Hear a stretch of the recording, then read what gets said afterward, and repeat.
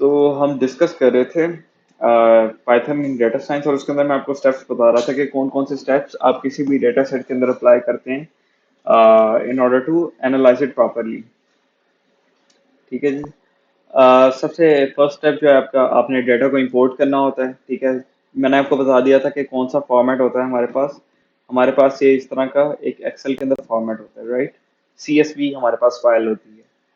ठीक है, उसको हमने अपनी पाइथन के अंदर इंपोर्ट करना होता है, रीड करना होता है उसको। सेकेंडली हमने इसके ऊपर कॉलम्स एनालाइज करने होते हैं मैन्युअली, कि हमने कौन कौन से कॉलम्स है और उसके अंदर कौन कौन सी वैल्यूज पड़ी हुई हैं। ठीक है, उसके बाद हमने डुप्लीकेट वैल्यूज को रिमूव करना होता है और हमने नल वैल्यूज को रिमूव करना होता है। ठीक है, क्योंकि वो हमारे डेटा सेट के अंदर कोई कंट्रीब्यूशन नहीं करी होती, बल्कि वो हमारे जो फाइनल रिजल्ट्स होंगे उनको हमारे लिए वो खराब करेगी, तो हमने उनको रिमूव करना होता है। They are of no use to us. ठीक है, फिफ्थ नंबर के ऊपर हमने करनी होती है नॉर्मलाइजेशन। नॉर्मलाइजेशन से क्या मुराद है? नॉर्मलाइजेशन से मुराद है कि आपने अ, जो आपके पास डाटा पड़ा हुआ है वो हमारे पास इतनी बड़ी रेंज के अंदर है। लेट्स से उसकी वैल्यू रेंज होकर 0 से लेके 1 मिलियन तक जा रही है, और उसके दरम्यान में हमारे पास बहुत सारी वैल्यूज हैं, राइट।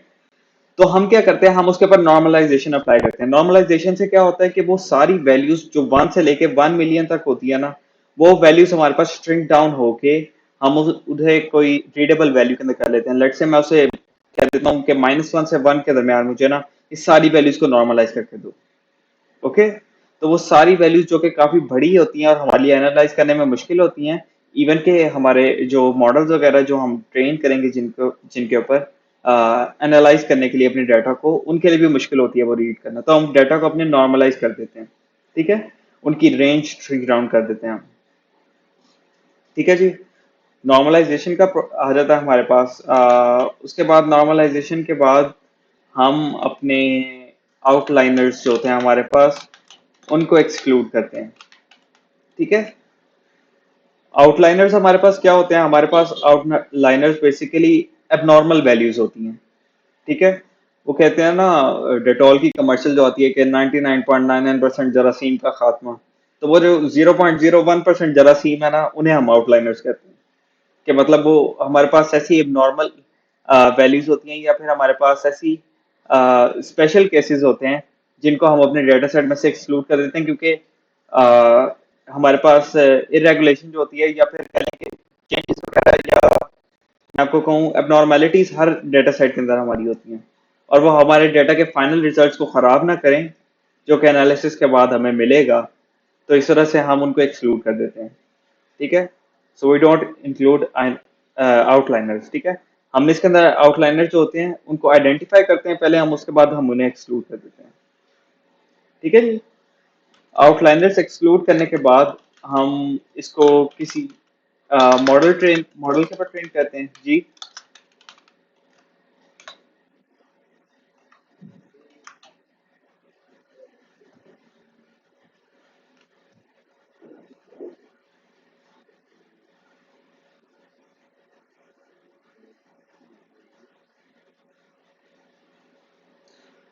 सबको स्क्रीन शो हो रही है? चैट के अंदर बता दें।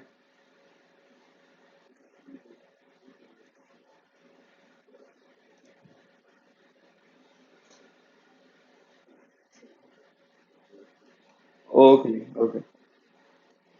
अच्छा जी, मॉडल ट्रेनिंग के ऊपर हम थे। हमने अपने डाटा को अब क्लीन कर लिया, प्री प्रोसेस कर लिया। अब हम अपने मॉडल को ट्रेन करेंगे। मॉडल को ट्रेन हम क्यों करेंगे? ताकि वो मैं बता सके, हम डाटा बेसिकली जो एनालाइज होता है ना, वो हमारे ट्रेनिंग मॉडल्स करते हैं।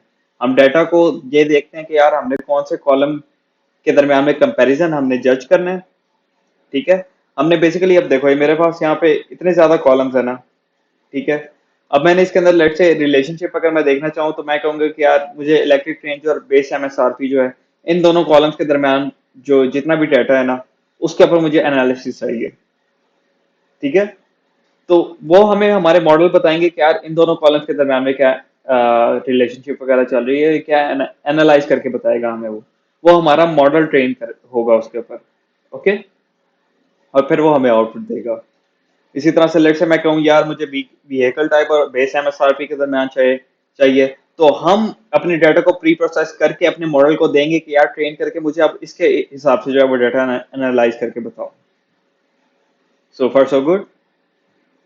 तो मॉडल ट्रेन हम करते हैं और एंड के ऊपर जो हमारा फाइनल स्टेप है उसके अंदर हम डाटा को विजुअलाइज करते हैं।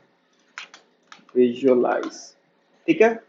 हम डाटा की प्लॉटिंग करते हैं, उनके प्लॉट्स बनाते हैं, ग्राफ्स बनाते हैं, ताकि हम उन्हें विजुअली रिप्रेजेंट कर सकें। ठीक है जी, ये हमारे स्टेप्स थे। इसके साथ साथ मैं मेंशन कर देता हूँ हमारी जो लाइब्रेरीज यूज होनी थी। लाइब्रेरीज हमारे पास पहले नंबर पे numpy यूज होनी है, सेकंड नंबर पे we will use pandas, third number पे वी विल यूज मैटप्लॉट, ठीक है। और फोर्थ नंबर पे we will use what was the name seaborn, sorry, seaborn, ठीक है। ये दोनों जो लाइब्रेरीज हैं these are use for plotting graphs, ठीक है जी। और हमारे पास pandas होती है, वो हमारे पास डेटा फ्रेम्स बनाने के लिए होती हैं, और numpy is use for computation, ठीक है। तो ये हमारे पास लाइब्रेरीज हैं और उनके आगे रिस्पेक्टिव उनके फंक्शंस वगैरह लिखे हुए हैं कि हम क्यों यूज करते हैं ये। ठीक हो गया जी। अब हम ये सारे काम जो हैं एक एक करके सीक्वेंस के अंदर करते जाते हैं। मैं आपको बताऊंगा कि इसके अंदर एक एक स्टेप को हम किस तरह से करते हैं। फर्स्ट स्टेप हमारा है डाटा इंपोर्ट का। तो डाटा इंपोर्ट करने के लिए मुझे यहाँ पे इसे रीनेम कर लेते हैं, पाइथन सेशन नंबर 4, ठीक है। इंपोर्ट करने के लिए आपके पास या तो आप उसे पाथ दे दो कि आपका जो डाटा सेट है वो कहाँ पे पड़ा हुआ है, या फिर आप सेम फोल्डर के अंदर कर लो। Same folder is comparatively easy, तो मैं बाद में मैंने सेकंड वाला भी यूज करना, तो मैं दोनों को कॉपी करूंगा पाइथन के फोल्डर के अंदर। यहाँ पे मेरी वो पड़ी है नोटबुक, ये पड़ी है मेरे पास, यहाँ पे मैं पेस्ट कर दूंगा। ओके, तो और मैंने यहाँ पे फाइल का नेम भी चाहिए, तो मैं फाइल का नेम कॉपी कर लेता हूँ। ओके, फाइल का नेम कॉपी कर लिया मैंने। यहाँ पे जाऊंगा, यहाँ पे मैं सिंपल लिखूंगा अपने पास इंपोर्ट पैंडा। पहले तो पैंडास को हम इंपोर्ट करेंगे,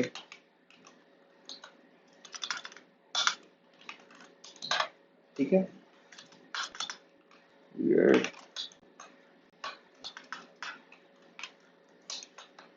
ठीक है, पैंडास को हमने इंपोर्ट कर लिए। सेकेंडली हम जो अब काम करेंगे, एक सेकंड, इसको मैं थोड़ा बड़ा कर दूं, नजर आ रहा है सबको कि ठीक है जी। तो पैंडास को सबसे पहले मैंने इंपोर्ट कर लिया। उसके बाद मैं करूंगा कि डाटा जो होगा मेरा एक वेरिएबल, यूजुअली हम डाटा ही रखते होते हैं अपना नाम, जो अपने डाटा सेट के अंदर जिसके अंदर रीड करके हमने सारा अपना डाटा ट्रांसफर करना होता है, ठीक है। वेरिएबल का नाम हम यूजुअली डाटा ही रखते होते हैं, ठीक है। तो हम पैंडा को यूज करते हुए पैंडा के अंदर एक फंक्शन है रीड अंडरस्कोर CSV के नाम से, ठीक है। ये एक फंक्शन है पाइथन का जिससे हम अपने डेटा सेट को रीड करके यहाँ पे स्टोर कर सकते हैं, ठीक है। तो इसके अंदर हम इसे देंगे, फाइल का नेम देंगे जो कि मैंने कॉपी किया हुआ था, ठीक है। और इसे ऑल्ट एंटर कर दिया, शिफ्ट एंटर कर दिया मैंने, ठीक है। अब ये डाटा के अंदर मेरा इस ये वाला सारा जो डाटा था वो इम्पोर्ट हो गया है। अब मैं अगर डाटा डॉट हेड करता हूँ ना, तो ये देखें मेरे पास ये सारा डाटा प्रिंट हो गया है, ठीक है जी। तो मेरे पास सारा डाटा रीड हो गया हुआ है यहाँ पे, और वो डाटा के वेरिएबल के अंदर पड़ा हुआ है, ठीक है जी। इसके अंदर मैं डाटा डॉट इन्फो का एक फंक्शन था हमारे पास,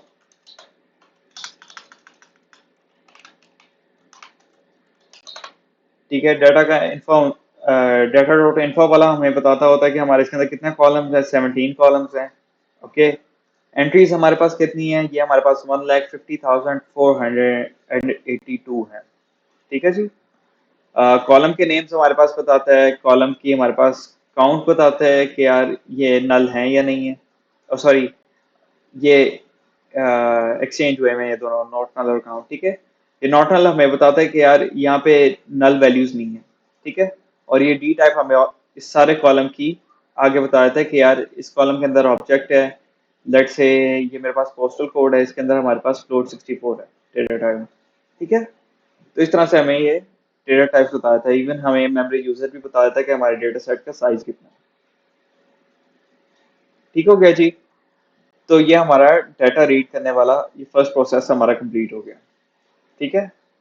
अब हम इसके अंदर कॉलम्स को एनालाइज कर लेते हैं। कॉलम्स हमारे पास कौन से हैं? कंट्री के हैं, सिटी के हैं, स्टेट के हैं, पोस्टल कोड है, मॉडल ईयर है, मेक है, फिर मॉडल है हमारे पास कौन सा, फिर इलेक्ट्रिक व्हीकल की टाइप कौन सी है, फिर सी ए एफ ई एलिजिबिलिटी इसकी, ठीक है, कि हमारे पास कितने एफिशिएंट है ये इलेक्ट्रिक कार है कंपेयर टू नॉन इलेक्ट्रिक। उसके बाद इलेक्ट्रिक रेंज है उसकी, उसके बाद बेस एमएसआरपी जो प्राइस है उसकी वो है, लेजिस्लेटिव डिस्ट्रिक्ट है उसका, ठीक है, लोकेशन वगैरह, इलेक्ट्रिक यूटिलिटी और ये सारी चीजें हैं, ठीक है। इसके अंदर अगर मैं देखूँ ना तो मेरे पास जो कह लो कि इंटरेस्टिंग जिनके दरम्यान में रिलेशनशिप है वो ये दो हो सकते हैं, ठीक है, जिसके ऊपर हम एनालिसिस भी अपना सारा करेंगे। एक हमारे पास इलेक्ट्रिक रेंज है, सेकंड इज बेस एमएसआरपी, ठीक हो गया। इलेक्ट्रिक रेंज और बेस एमएसआरपी, तो ये हमने एनालाइज कर लिया कि हमारे पास कॉलम्स कौन कौन से हैं और हमने काम किसके ऊपर करना है, ठीक है। Third process is duplicate remove, duplicates हमने करनी है ना, डुप्लीकेट जितनी भी वैल्यूज हैं उन सबको हमने रिमूव करना है, एंड दैट्स नॉट डिफिकल्ट। आपने सिर्फ एक फंक्शन यहाँ पे इंसर्ट करना है, डुप्लीकेट्स रिमूवल, ठीक है। इसके अंदर हमने जितनी भी, बल्कि हम जस्ट फॉर कॉशनरी मेजर्स हम पहले ऐसे करते हैं, हम पहले नल वैल्यूज को रिमूव कर लेते हैं, ठीक है। नल वैल्यूज को हम किस तरह से मूव करते हैं? हमारे पास एक सिर्फ एक फंक्शन है ड्रॉप एन ए के नाम से, ठीक है। ड्रॉप एन ए हमारे पास जो होता है ना वो सारी जितनी भी नल वैल्यूज है ना उनके जिस कॉलम के रो के अंदर भी आ रही होगी ना वो रो ही उड़ा देगा, ठीक है। लेट्स इसके अंदर कितनी एंट्रीज थी? इतनी एंट्रीज थी ना, अगर किसी एंट्री के अंदर एक जगह के ऊपर भी आ जाती है नल वैल्यू आती है तो वो एंट्री खत्म कर देगा। लेट्स से यहाँ पे मैंने किंग की जगह के ऊपर मेरे पास कोई वैल्यू नहीं थी, ठीक है, इट वाज नल। तो वो क्या करेगा, वो ये वाली सारी रो नंबर 34 थी ना वो रो नंबर 34 ही डिलीट कर देगा, ठीक है। बट लेट्स ये नहीं करना चाहता और हम ये यूजुअली करते भी नहीं होते। क्यों? क्योंकि हमारे पास पीछे डेटा सेट बहुत कम बच जाता है। हम उसे क्या करते हैं, हम सिर्फ इन प्लेस का हमारे पास एक फंक्शन होता है, हम क्या करते हैं, हम उसके आसपास की वैल्यू की बेसिस के ऊपर उसकी वैल्यू अपडेट कर देते हैं और हम उसे डिलीट नहीं करते, ठीक है। हम उसी वैल्यू वैल्यू को उसी की जगह के ऊपर कोई और वैल्यू दे देते हैं बजाय इसके कि हम वो सारी एंट्री डिलीट करते हैं, ठीक है। तो सॉरी यहाँ पे मैंने इन्फो की जगह पे लिख दिया, ये ड्रॉप एन ए के अंदर आएगा हमारा पैरामीटर इन प्लेस का, ठीक है जी। सेकेंडली हमने इसका डुप्लीकेट्स करनी थी तो उसके अंदर भी हमारे पास एक फंक्शन है ड्रॉप डुप्लीकेट्स का, ड्रॉप अंडरस्कोर डुप्लीकेट्स, और इसका भी हम कहते हैं कि यार इन प्लेस जो है हमारे पास वो वैल्यू हमारे पास ट्रू कर दें, ठीक है। हमारे पास यहाँ पे दो स्टेप्स मजीद हो गए, ठीक है। डुप्लीकेट वैल्यूज रिमूव होगी और हमारे पास नल वैल्यूज रिमूव होगी, okay. The third thing we are going to do is, हमारे पास थर्ड स्टेप क्या था? थर्ड स्टेप वाज इसके अंदर हमने नॉर्मलाइजेशन करनी है, ठीक है। तो नॉर्मलाइजेशन के लिए ना हमारे पास पाइथन के अंदर लाइब्रेरीज होती हैं। पाइथन में हमारे पास लाइब्रेरी है एक नॉर्मलाइजेशन, ठीक है, या फिर हम इसे दूसरे वर्ड में स्केलिंग भी कहते हैं, ठीक है। हमारे पास पैंडा के अंदर लाइब्रेरी होती है स्केलर्न डॉट प्री प्रोसेसिंग, ठीक है। इसके अंदर हम एक क्लास इंपोर्ट करते हैं स्टैंडर्ड स्केलर की, ठीक है जी। ये स्टैंडर्ड स्केलर की हमारे पास एक क्लास होती है जो कि इस लाइब्रेरी के अंदर पड़ी हुई है हमारे पास, ठीक है, एसके लर्न के अंदर। सॉरी एन रह गया। एसके लर्न हमारे पास एक कलेक्शन है, एक हमारे पास, अगर मैं आपको इसकी ओरिजिनल डॉक्यूमेंटेशन दिखाऊं, एसके लर्न पाइथन। हाँ, तो एसके लर्न हमारे पास एक कलेक्शन ऑफ क्लासेस है पाइथन, जो कि ओपन सोर्स है हमारे पास। और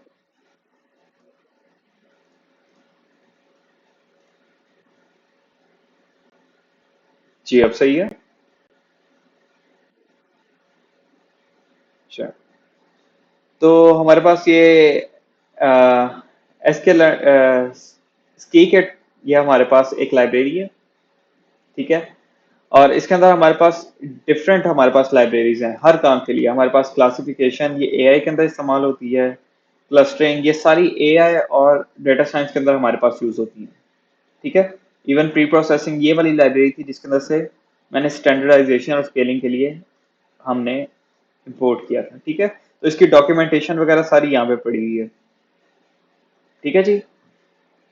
तो अब हम जाते हैं जी, यहाँ पे इंपोर्ट कर लेंगे हम इसे। और फिर हम यहाँ पे सिंपली स्केलर, एक वेरिएबल होगा जिसके अंदर हम स्टोर कर लेते हैं अपना स्टैंडर्ड स्केलर, ठीक है। स्केलर के नाम का एक वेरिएबल बना लेंगे जिसके अंदर हम स्टैंडर्ड स्केलर के नाम का एक ऑब्जेक्ट बना लेंगे, ठीक है जी।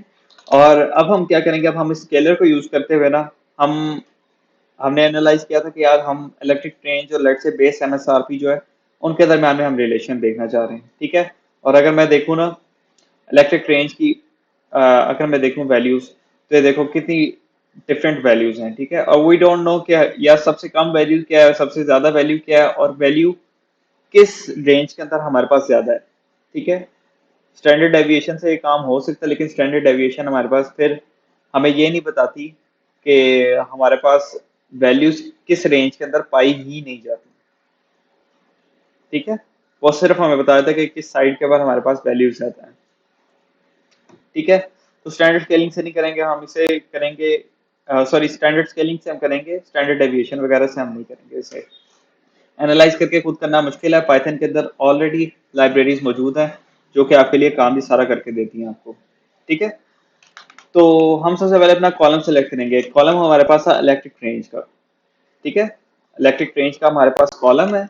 और हम अपना स्केलर जो है ना, उसका एक फंक्शन है हमारे पास फिट का, ठीक है। सॉरी फिट ट्रांसफॉर्म का, ठीक है। ये स्केल करता है हमारे, हमने ये अपना कॉलम जो है इलेक्ट्रिक रेंज का, इसको हमने स्केल करना है, ठीक है। फंक्शन कॉल की, फंक्शन के इनपुट के अंदर ये क्या लेता होता है, फंक्शन के इनपुट पे हमारे पास ये हमारा जो कॉलम है जिसको इसने करनी है इलेक्ट्रिक रेंज, बोलेगा इनपुट के अंदर। और हम कहेंगे कि इसकी सारी वैल्यू जो है ना उसको रीशेप कर दो, किस रेंज के अंदर, -1 से लेके लेट से मैं 1 रेंज के अंदर करना चाहता हूँ, ठीक है। सो ये वाली लाइन यहाँ तक क्या काम करेगी, हमारा स्केलर जो है स्टैंडर्ड स्केलर, वो हमारे इलेक्ट्रिक रेंज की सारी वैल्यूज को -1 और 1 के दरमियान में रीशेप कर देगा, ठीक है। उनको ट्रांसफॉर्म करके इलेक्ट्रिक रेंज की सारी वैल्यू से रिप्लेस कर देगा, ठीक है जी। इतनी चीज की समझ आई होगा। चैट के अंदर क्वेश्चंस वगैरह पूछ सकते हैं, मैं चैट को देख रहा हूँ साथ साथ, किसी का कोई सवाल हो यहाँ तक।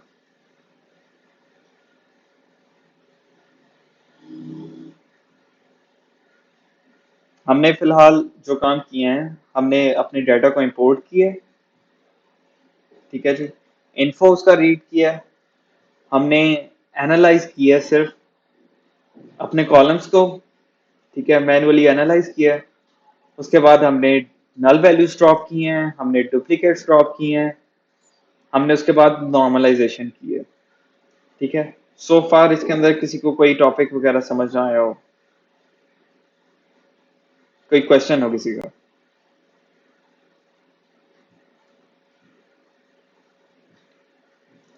ओके, अच्छा जी। अब डाटा यहाँ तक हमारे पास जो है, नॉर्मलाइजेशन हो गया, स्केलिंग हो गया, या इसे ट्रांसफॉर्मेशन भी इसका पूछना, ठीक है, ये काम हो गया है। अब मैं अगर करूंगा ना डेटा डॉट हेड करके,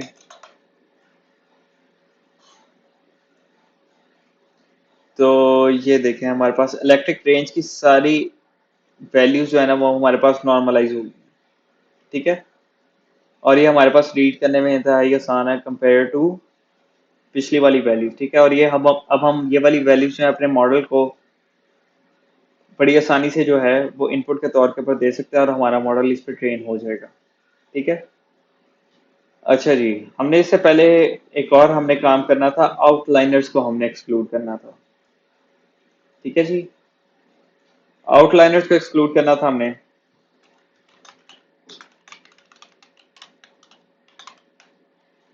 एक्सक्लूड करना, ठीक है जी। अच्छा, हमारे पास ना इसके लिए एक लाइब्रेरी होती है हमारे पास जी।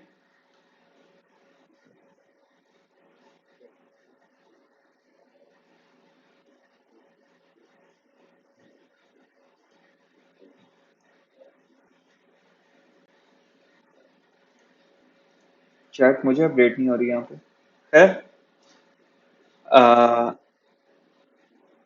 हाँ हाँ, ओके ओके, मैं कर देता हूँ। ओके, अच्छा जी। तो एसके लर्न जो हमारे पास है, की कैट लर्न इसका दूसरा नेम है। ये हमारे पास एक ऐसी लाइब्रेरीज की कनेक्शन है, ये ऐसी क्लासेस की कनेक्शन है जो कि हम इस्तेमाल करते हैं डेटा साइंस और एमएल के अंदर, जिनका बेसिक काम क्या होता है कि हमारे पास डिफरेंट फंक्शंस हमें चाहिए, फंक्शनैलिटी चाहिए होती है ना। तो डेटा साइंस और एमएल से रिलेटेड इसके अंदर क्लासेस होती हैं। ठीक है, लेट्स से हमारे पास यहाँ पे स्टैंडर्ड स्केलर हमें चाहिए था। स्टैंडर्ड स्केलर हमारे पास क्या करता है, डाटा को नॉर्मलाइज करता है। हमारे पास रेंजेस लेट्स से डाटा की बहुत बड़ी हैं। ठीक है, हम उससे चाहते हैं कि यार हमारी वो इतनी रेंज के अंदर आ जाए कि हम उसे इजीली रीड भी कर सकें और हम उसे अपने मॉडल को ट्रेन करने के लिए भी दे सकें। तो उसके लिए हमारे पास स्कीकैट प्री प्रोसेसिंग की लाइब्रेरी के अंदर एक क्लास है स्टैंडर्ड स्केलर की। ठीक है, उससे हमने क्या किया है, अपने इलेक्ट्रिक रेंज वाला जो हमारा कॉलम था ना, ये इलेक्ट्रिक रेंज वाला कॉलम था, इसकी सारी वैल्यूज अगर मैं आपको पुराने सेट के अंदर दिखाऊं, तो ये देखो इसके अंदर हमारे पास वैल्यूज बहुत ऊपर नीचे थी। ठीक है, तो इसको रीडेबल बनाने के लिए मैंने इसको स्टैंडर्ड स्केलर के थ्रू अपने पास इंतहाई छोटी वैल्यूज के अंदर, डेसिमल्स के अंदर, फ्लोट वैल्यूज के अंदर कन्वर्ट कर दिया। ठीक है, ट्रांसफॉर्म कर लिया मैंने बड़ी वैल्यूज को, बड़ी रेंज की वैल्यूज को छोटी रेंज के अंदर। ठीक है, और ट्रांसफॉर्म करने के बाद अगर आप देखो तो ये वैल्यू इंतहाई डेसिमल के अंदर छोटी वैल्यूज हैं हमारे पास, और हम इनको बहुत इजीली एनालाइज कर सकते हैं कंपेयर टू वो बड़ी वैल्यूज जो हमारे पास इनिशियल डाटा सेट के अंदर पड़ी। क्लियर है?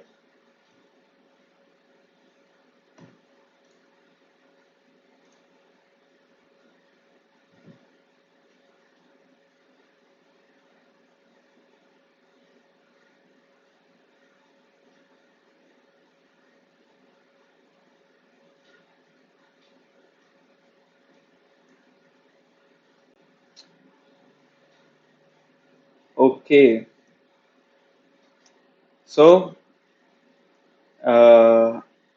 अब हमने डाटा को नॉर्मलाइज कर लिया था यहाँ से, और we were moving on to outliners exclusion. ठीक है जी, आउटलाइनर्स को हमने एक्सक्लूड करना है। आउटलाइनर्स को हम किस तरह से करते हैं, हमारे पास एक और लाइब्रेरी है पाइथन के अंदर जिसे हम कहते हैं स्की पाई, या की पाई पाइथन। अगर आप गूगल पे सर्च करो तो ये देखें, ये उसने हमें बताया हुआ है, यहीं पे गूगल के ऊपर लिखा हुआ है, provides algorithm for optimisation, integration, interpolation, और ये डिफरेंट इसकी फंक्शनलिटीज है जिसके लिए इस्तेमाल होती है। ठीक है, हमने इससे क्या करना है, हमने इससे ये कहना है कि यार हमारे पास वो वैल्यूज जो कि हमारे डेटा सेट से बिल्कुल हट के रेंज में आ रही है ना, उन सबको एक्सक्लूड कर दो, हमारे पास हमें उनकी जरूरत नहीं है। ठीक है, तो उसके लिए हम ये वाली एस सी आई पाई लाइब्रेरी जो है वो हम यूज करेंगे। ठीक है, इससे हम एक क्लास इंपोर्ट करते हैं स्टैट्स की। ठीक है जी, स्टैट्स की वैल्यू हम इससे इंपोर्ट करेंगे और हम इसे कहेंगे कि यार अ, हमारे पास एक जी स्कोर के अंदर हमारे पास क्या स्टोर करना है आपने। जी स्कोर अगर मैं बताऊं आपको कि यहाँ पे नहीं है, साइपाई जी स्कोर, ठीक है। ये क्या करती है, compute the Z score for each of the value in the sample, ठीक है, relative to the mean standard deviation parameters, ठीक है। जी स्कोर आपको वही बताता है कि आपका जो मोस्ट ऑफ द डाटा जो है, मोस्ट ऑफ द डाटा है आपका, वो किस रेंज के अंदर पड़ा हुआ है, ठीक है। हमें ये बताता है जी स्कोर। तो हम ये कंप्यूट करके, ये कंप्यूट करके हम इजीली ये देखें स्टैंडर्ड डेविएशन और सैंपल मीन, ये हमें बताएंगे कि हमारा मोस्ट ऑफ द डाटा कहाँ पे पड़ा हुआ है, ठीक है। और ये जी स्कोर हमारा इसका कैलकुलेट करेगा, और जी स्कोर कैलकुलेट करने के बाद हम क्या करेंगे, इसके अंदर से आउटलाइनर्स को निकाल देंगे। तो जी स्कोर के अंदर हम इसे बताएंगे कि कौन से कॉलम का आपने जी स्कोर कैलकुलेट करना है। तो डाटा के हमारे पास जो इलेक्ट्रिक रेंज जो है हमारे पास, उसका आपने जी स्कोर कैलकुलेट करना है। और उसका कैलकुलेट करने के बाद हमने अपने डाटा के अंदर जो वैल्यूज जितनी भी सी स्कोर की जो सी भी वैल्यूज लेस देन 3 है ना हमारे पास, उन सबको एक्सक्लूड कर देना है, ठीक है। अब अगर मैं देखूँ ना, इससे पहले मैं आपको एक चीज दिखाऊं, data electric range dot max, ठीक है। मैक्स वैल्यूज हमारे पास इतनी है, ठीक है। और हमारे पास मिनिमम वैल्यूज अगर मैं देखना चाहूँ, तो मिनिमम वैल्यू हमारे पास इतनी है, ठीक है। अब मैं चाहता हूँ कि यार मैं इसके अंदर से, इलेक्ट्रिक रेंज के अंदर से, अगर मेरा जी स्कोर जो है, जी स्कोर जो है उसकी वैल्यू अगर मेरे पास इसे मैं, ये कंडीशन है तो इसको पैरेंथेसिस में लिखूंगा, जी स्कोर अगर हमारे पास लेस देन 3 है ना, अगर हमारे पास उस कॉलम का जी स्कोर लेस देन 3 है, तो वो डाटा हमारे पास मेन डाटा के अंदर रिप्लेस हो जाएगा, ठीक है। कोई क्वेश्चन हो इसका, किसी को समझ ना आई हो।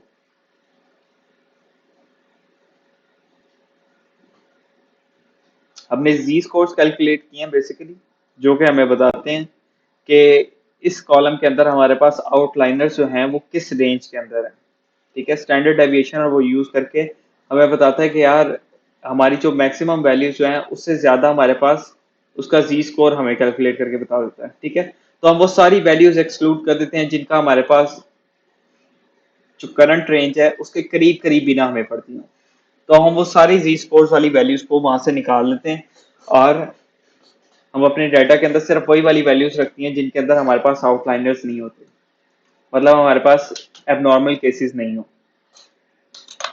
ठीक है।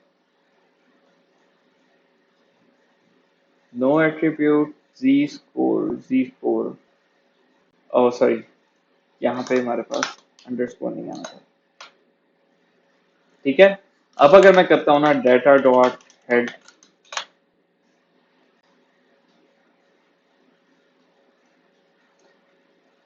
अब मैं डाटा डॉट हेड करूंगा तो इसके अंदर मेरे पास वैल्यूज कम होनी चाहिए, लेकिन I think this is a refined data, तो इस तरह से इसके अंदर वैल्यूज कम नहीं होंगी, इसके अंदर आउटलाइनर्स नहीं थे, ठीक है। बट अगर इसके अंदर आउटलाइनर्स वगैरह होते तो उनको एक्सक्लूड किया जा सकता था बहुत easily,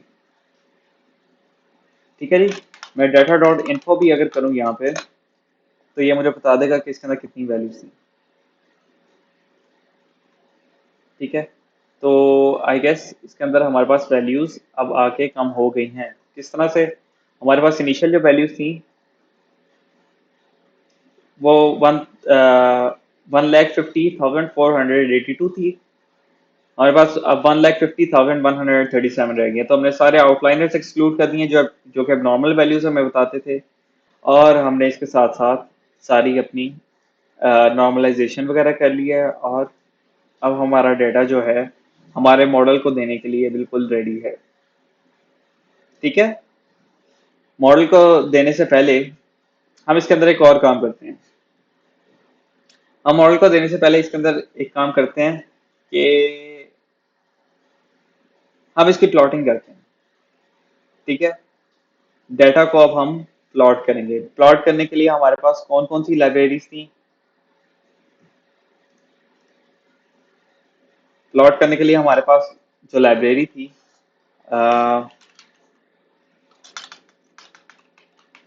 import mat plot dot lib, इसकी एक क्लास है pyplot, pyplot, sorry pyplot as PLT. ठीक है, एक मैट प्लॉट चाहिए और हमें दूसरी वाली कौन सी चाहिए थी? हमें सी बॉन्ड चाहिए थी। ठीक है, सी बॉन्ड एज एसएनएस, इसको हम यूजुअली एसएनएस से करते होते हैं इंपोर्ट। ठीक है, बाय कन्वेंशन। ठीक है, अब हमने इसके ना विजुअल्स क्रिएट करने हैं। इसके अंदर हमें ईडीए क्रिएट करना है इसका। ठीक है, लेट मी,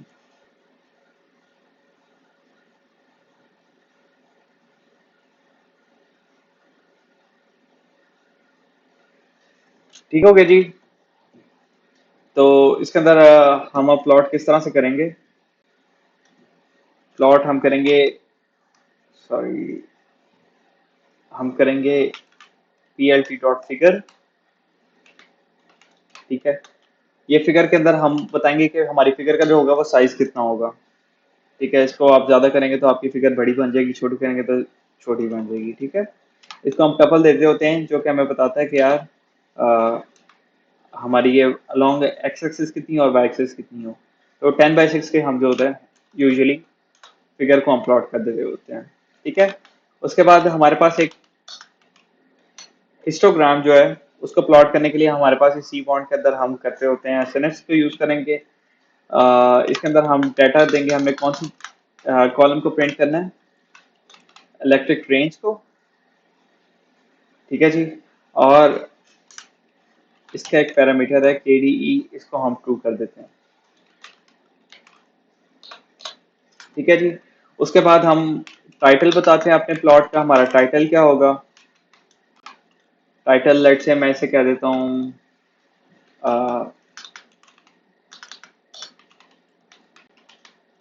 इलेक्ट्रिक रेंज इन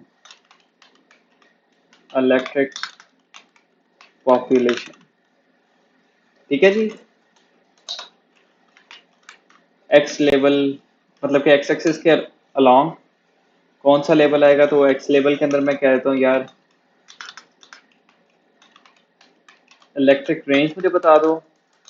और वाई एक्सिस के अराउंड मैं जो प्लॉट करूंगा वो हमारी फ्रीक्वेंसी है कि ये रेंज हमारे पास कितनी फ्रीक्वेंसी के अंदर आ रही है, मतलब कि हमारे पास मोस्ट ऑफ द फ्रीक्वेंसी किस रेंज के अंदर है। तो इलेक्ट्रिक रेंज एक्स एक्सिस के ऊपर और वाई एक्सिस के ऊपर हमारी फ्रीक्वेंसी आ जाएगी। ठीक है जी, और हमारे पास इसके अंदर लास्ट कमांड जो है वो शो की है जो कि हमारे पास प्लॉट करके दे देगी हमें। तो ये देखेंगे, इसने एक हिस्टोग्राम क्रिएट कर दिया हमारे पास। ठीक है जी, हिस्टोग्राम क्रिएट किया जिसके अंदर उसने बताया कि हमारे पास इलेक्ट्रिक रेंज जो है ना, इलेक्ट्रिक रेंज वो हमारे पास जो मोस्ट मोस्ट इलेक्ट्रिक रेंज जो है ना उसकी वैल्यू हमारे पास इंतहाई कम है। ठीक है, और इसकी फ्रीक्वेंसी हमारे पास इंतहाई ज़्यादा। ठीक है, मतलब कि हमारे पास मेजॉरिटी मेजॉरिटी हमारे पास जो इलेक्ट्रिक रेंज है उसकी वैल्यू बहुत कम है। ठीक है, इलेक्ट्रिक रेंज हमारे पास बहुत कम होती है। ठीक है, कुछ हमारे पास इसके अंदर इलेक्ट्रिक व्हीकल्स होंगी जिनकी वैल्यूज कुछ ज़्यादा होंगी, कुछ की बहुत ज़्यादा एक्सेप्शनल है, लेकिन हमारे पास मोस्टली जो हैं वो किधर हैं? वो हमारे पास इंतहाई कम रेंज के अंदर है। ठीक हो गया जी। अच्छा जी, ये हमने बनाया था एक हिस्टोग्राम।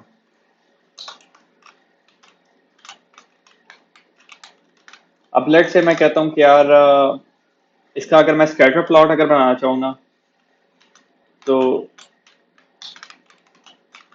स्कैटर प्लॉट अगर मैंने बनाना है तो सेम वही P L T dot figure आप बताओगे कि फिक्स फिगर साइज आपका सेम 10,6 होगा, ठीक है।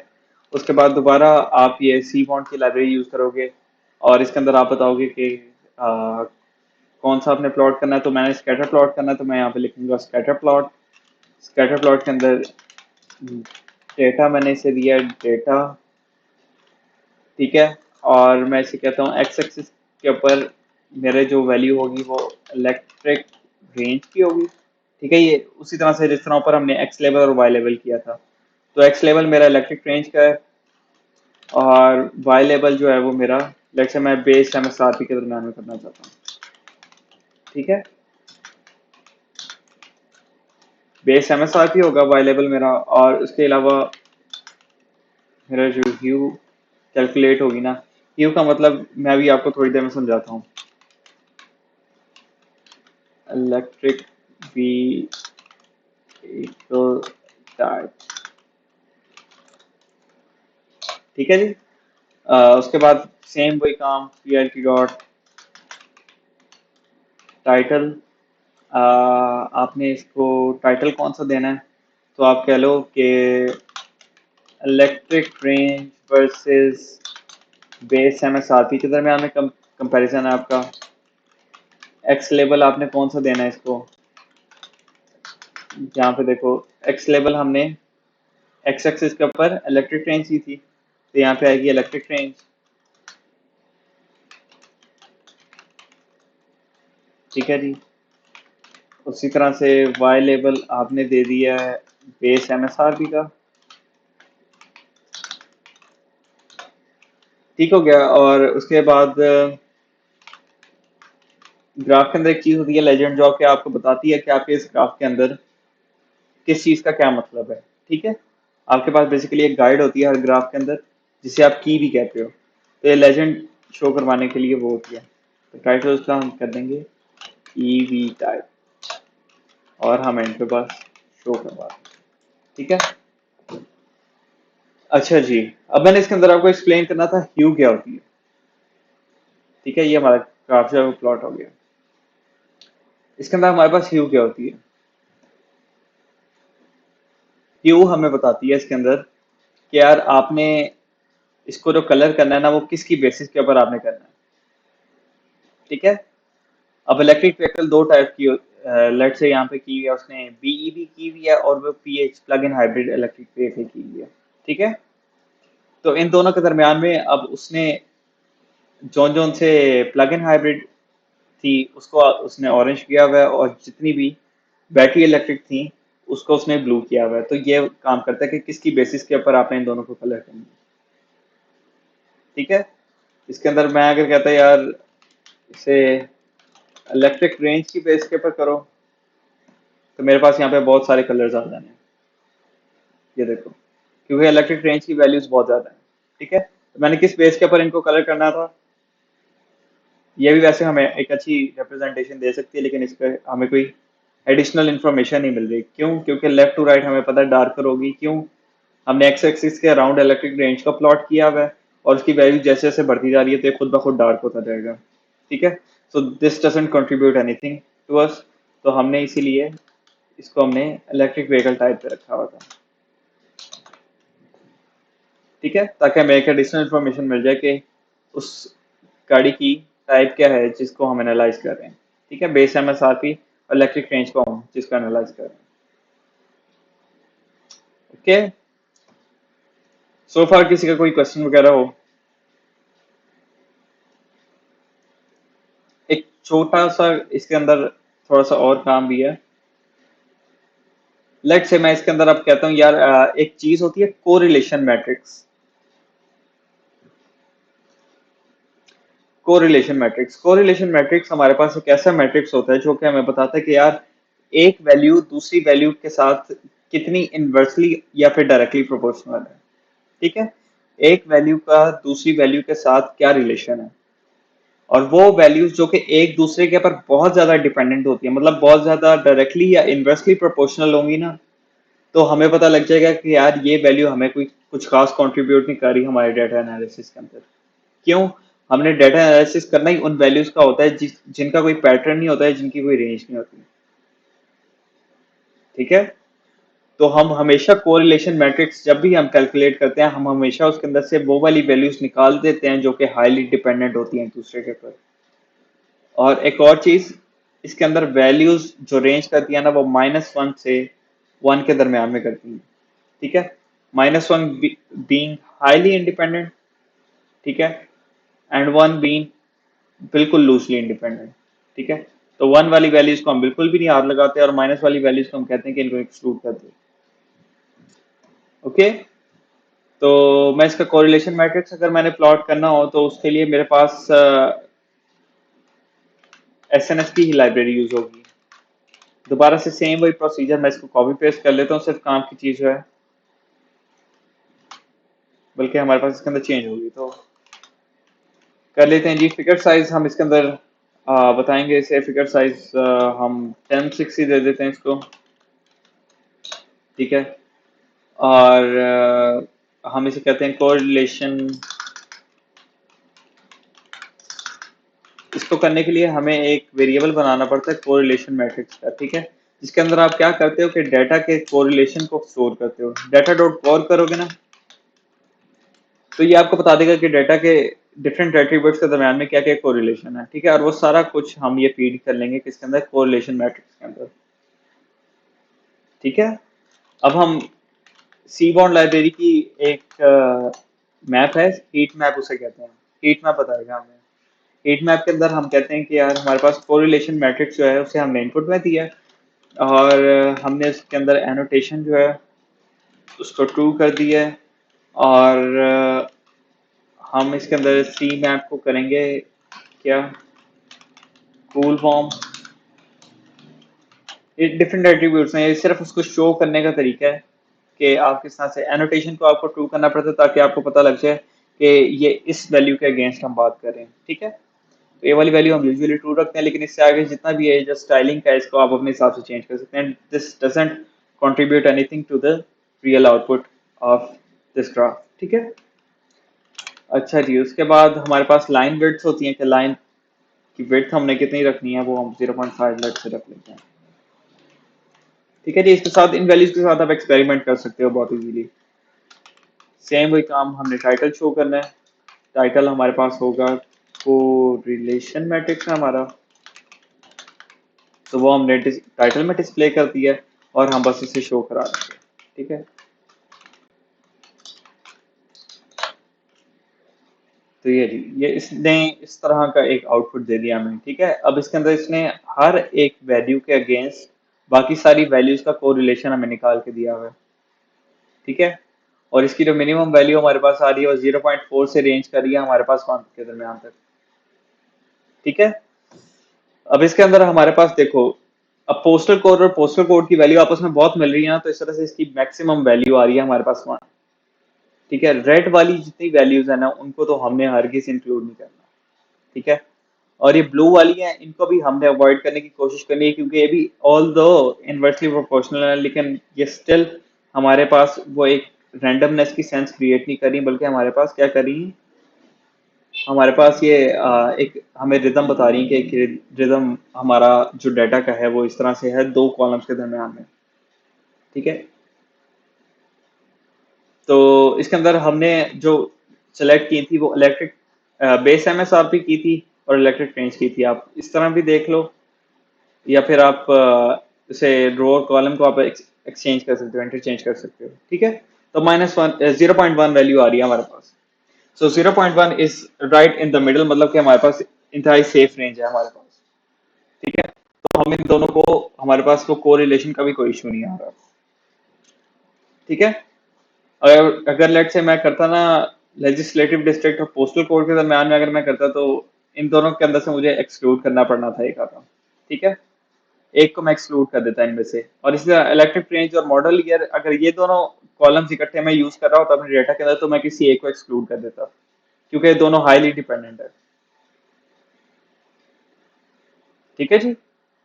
तो कोरिलेशन मैट्रिक्स से हम एनालाइज करते हैं कि यार हमारे पास जो हाईली डिपेंडेंट वैल्यूज जो है ना उन सबको हमने भारी कर देना, और हमने सिर्फ मीडियोकर जो रेंज है हमारे पास वो वाली वैल्यूज को हमने इंक्लूड करना। ठीक है जी। तो इस तरह से कोरिलेशन मैट्रिक्स जो है वो आपने कर लिया है।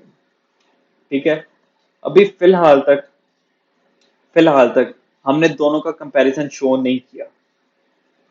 ठीक है, इलेक्ट्रिक रेंज हमने प्लॉटिंग वगैरह कर लिया, इलेक्ट्रिक रेंज और एमएसआरपी के दरम्यान में हमने कंपैरिजन अभी तक नहीं किया, हमने अपनी मॉडल को नहीं ट्रेन किया अभी तक सिर्फ हमने ग्राफ्स प्लॉट किए हैं जिनके अंदर हमारे पास ये देखो ये आउटलाइनर वाला भी कॉन्सेप्ट आ रहा है, और मतलब हमारे पास कोई एक रियल लाइफ डाटा हमारे पास प्रोसेस होने के बाद नहीं पहुंचा अभी तक। ठीक है जी, अब हम करेंगे अपना मॉडल ट्रेनिंग वाला काम। तो मॉडल ट्रेनिंग के लिए हम एसके लर्न वाली लाइब्रेरी यूज करेंगे। इसके अंदर हमारे पास एक मॉडल सिलेक्शन की लाइब्रेरी होती है। अब हम अपने सारे डाटा को यूजुअली हम क्या करते होते हैं, हम अपने सारे डाटा को स्प्लिट कर देते हैं दो पोर्शंस के अंदर। ठीक है, एक पोर्शन होता है वो ट्रेनिंग के लिए इस्तेमाल होता है हमारे मॉडल की, और दूसरा वाला हमारा मॉडल जो होता है वो प्रिडिक्टिंग के लिए इस्तेमाल होता है। मतलब उसके अंदर हम एक्चुअली अपने डेटा को टेस्ट करते हैं कि ये हमें मॉडल ट्रेन होने के बाद ये वाले ट्रेनिंग सेट से कितनी एक्यूरेट हमें आउटपुट देगा। ठीक है, तो हम इसके अंदर मॉडल सिलेक्शन से अपने डाटा को, हमारे पास ये लाइब्रेरी क्या करती है, ये लाइब्रेरी हमें इस चीज के अंदर हेल्प करती है कि हम अपने मॉडल के अंदर ये जो डाटा था उसके अंदर से अपने डाटा सेट के टुकड़े कर दें। एक तरफ हमारा वो ट्रेनिंग वाला हो डाटा सेट, और एक तरफ हमारा टेस्टिंग वाला हो। ठीक है जी, तो ये सेम चीजें जो हैं ये आप इस्तेमाल करेंगे एमएल के अंदर भी। ठीक है, उसके अंदर भी आपने मॉडल्स को इसी तरह से अपने डेटा सेट को डिवाइड करना होता है और फिर अपने मॉडल के ऊपर आप ट्रेन करते हो। ठीक है, तो टेस्ट ट्रेन स्प्लिट के नाम से एक क्लास है। ठीक है, ये हम यूज करेंगे। उसके अलावा हमारे पास डॉट हमारे पास एक लीनियर मॉडल होता है। ठीक है,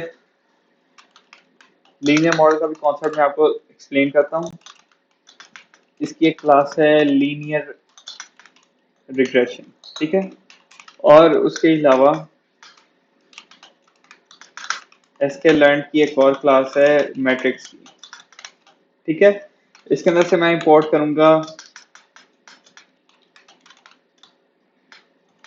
मीन स्क्वेयर्ड एरर। ठीक है, अच्छा जी, ये वाली लाइब्रेरी हमें क्या करेगी, हमारे डाटा को स्प्लिट करेगी टेस्टिंग और ट्रेनिंग के पोर्शन के अंदर। ठीक है, लीनियर मॉडल हमारे पास क्या करता है, हमारे पास ये एक ऐसा मॉडल है जो कि वन ऑन वन डाटा को ट्रेन करते हैं हम इसके अंदर, और ये हमें बताया था कि एक चीज दूसरी चीज के कंपैरिजन के अंदर किस तरह से चेंज हो रही है। ठीक है, तो हम इसे दोबारा कोई डाटा देंगे ना तो ये हमें प्रिडिक्ट करके दे देगा कि यार हमारे पास अगला ये जो आंसर आएगा वो सही होगा या नहीं होगा। ठीक है, डेटा साइंस का बेसिक मकसद ये होता है, डेटा को एनालाइज करने के बाद आपने इन्फॉर्म डिसीजन लेना होता है, राइट। तो this will help us in making that inform decision, कि हमें प्रिडिक्ट करके बताएगा कि हमारे ट्रेनिंग डेटा सेट की कॉल हमारे पास ये जो अब नेक्स्ट जो हम इसे डाटा दे रहे हैं जिसके ऊपर हमने इसे टेस्ट करना है उसका आंसर हमारे पास क्या आएगा। ठीक है, इट्स लाइक कि अब मेरे हाथ में लेट से ये एक चाबी है। ठीक है, ये चाबी है और लेट से मेरे पास ये एक लॉक है। ठीक है, अब मैं इस चाबी को अगर इस लॉक के अंदर लगा के खोलने की कोशिश करूँ ना तो ये लॉक खुल रहा है। ठीक है, मैंने एक दफा इसे खोला ये लॉक खुल गया, मैंने दूसरी दफा ट्राई किया लॉक खुल गया, मैंने तीसरी दफा ट्राई किया लॉक खुल गया। तो व्हाट डज दिस इंप्लाई, ये मॉडल मुझे क्या बता रहा है, ये बता रहा है कि मुझे ये चाबी इस ताले को खोल सकती है। ठीक है, अब मेरे पास यही दो इनपुट्स है ना। अब मैं लेट से मैं जाके ये चाबी अब दोबारा मैं अगर मैंने अपने मॉडल को दिया कि यार ये चाबी बताओ कि ये ताले को खोल सकती है, तो ये नहीं। तो मेरी प्रीवियस हिस्ट्री के मुताबिक, क्योंकि मेरे पास ये रेफरेंस था, ये मैंने एक्शन परफॉर्म किया था लॉक को अनलॉक करने वाला, लेट से मेरे पास ये नहीं था, मैंने फिर चाबी लेकर आया हूँ। आई डोंट नो अब ये चाबी अनलॉक कर सकती है या नहीं कर सकती, लेकिन मेरे मॉडल की बेसिस के मुताबिक ये चाबी उस ताले को अनलॉक कर सकती है। ठीक है, तो यही हमारा काम करता है, ये हमें बताता है कि यार एक चीज दूसरी चीज के रिस्पेक्ट में क्या वो काम क्या रिजल्ट देती है वो। ठीक है,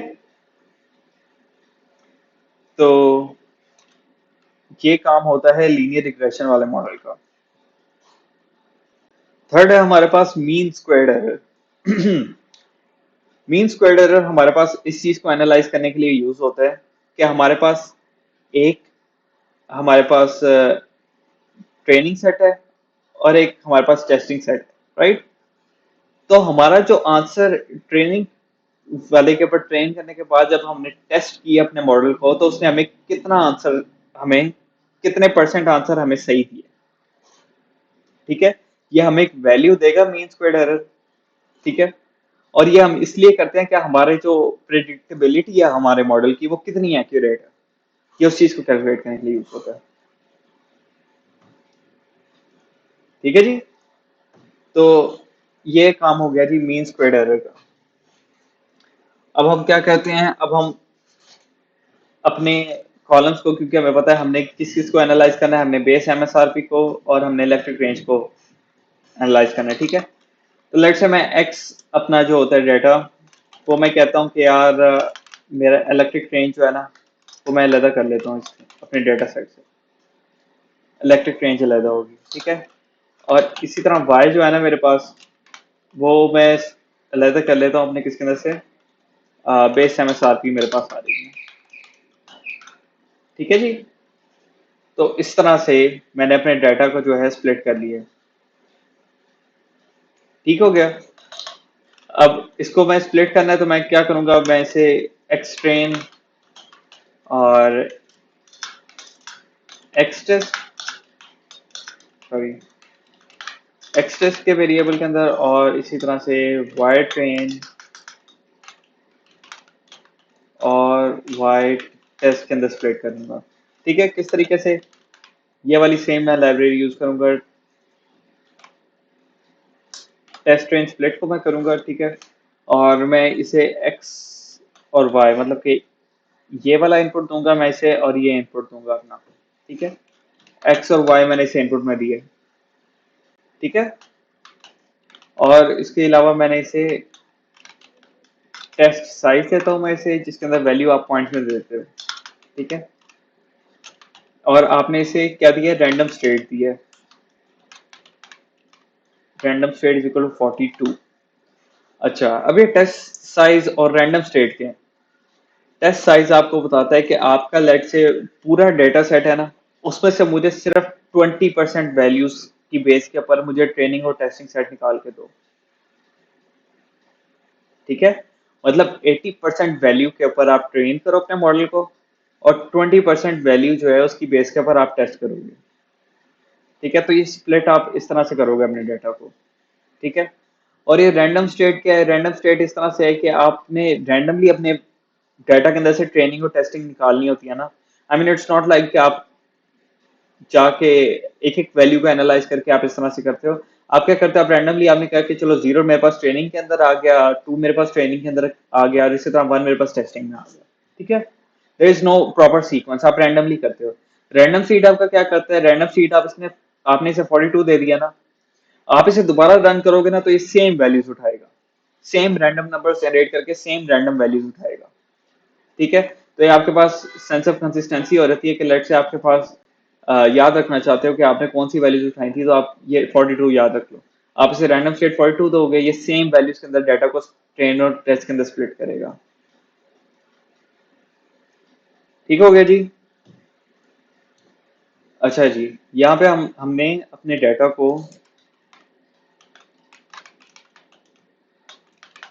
स्प्लिट कर लिया। ठीक है जी, डाटा को स्प्लिट कर लिया। अब हम अपना मॉडल जो है उसको करेंगे यहाँ पे सेलेक्ट। ठीक है, मॉडल हमारा कौन सा था, लीनियर रिग्रेशन का था। ठीक है, ये हमारे मॉडल के वेरिएबल के अंदर आ गया। अब हम अपने मॉडल के अंदर फिट करेंगे इन सारी चीजों के, मतलब कि फिट करने का मतलब हम अपने मॉडल को ट्रेन करेंगे। ठीक है, एक्स ट्रेन की बेसिस के ऊपर और वाई ट्रेन की बेसिस के ऊपर। ठीक है जी, इसको मैं रन करूं, क्या एरर दे रहा है मुझे ये।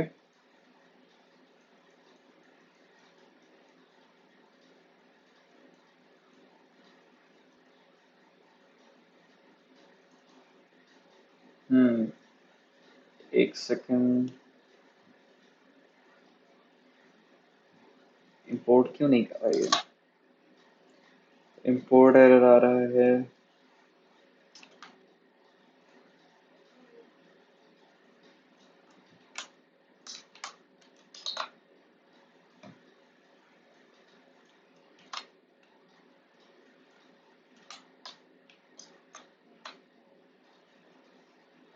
अब हो गया है। और ट्रेन टेस्ट था, sorry, it was train test. ठीक है जी। अब मैं इसे रन करूंगा। अब ये मुझे फिर एरर दे रहा है, फिर क्या एरर दे रहा है? वही मैंने जो गलती की है अभी। It is train test.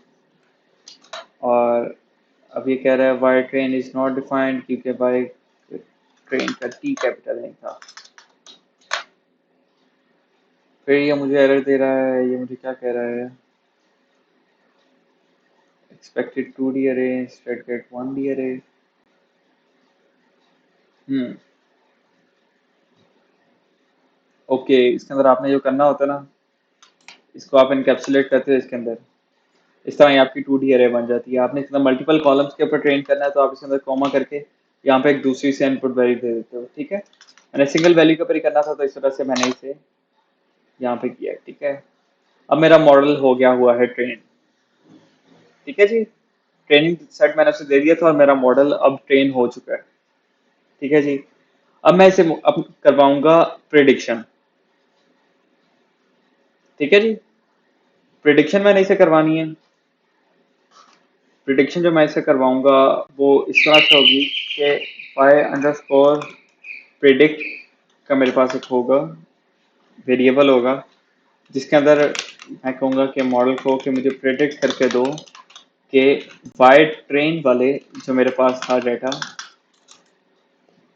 उसके अंदर उसकी बेसिस के ऊपर मेरा मॉडल किस तरह से प्रिडिक्ट हो रहा है।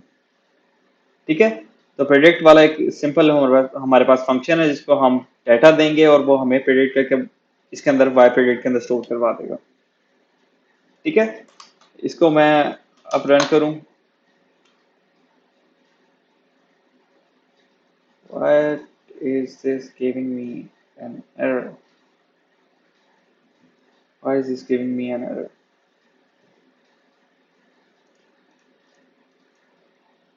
Oh, sorry. It was X test, sorry.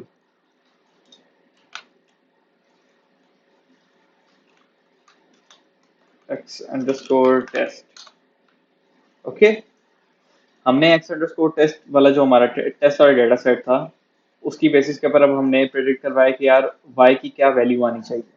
ठीक है, अब अगर आपको याद हो तो हमने यहाँ पे एक्स ट्रेन और एक्स टेस्ट में किया था कि मतलब कि इलेक्ट्रिक रेंज की टेस्टिंग वाली वैल्यूज और इलेक्ट्रिक रेंज की ट्रेनिंग वाली वैल्यूज, ये दो थी। ठीक है, इसी तरह से बेस एमएसआरपी को भी हमने दो के अंदर स्प्लिट किया था, एक वाई ट्रेन था और एक वाई टेस्ट था।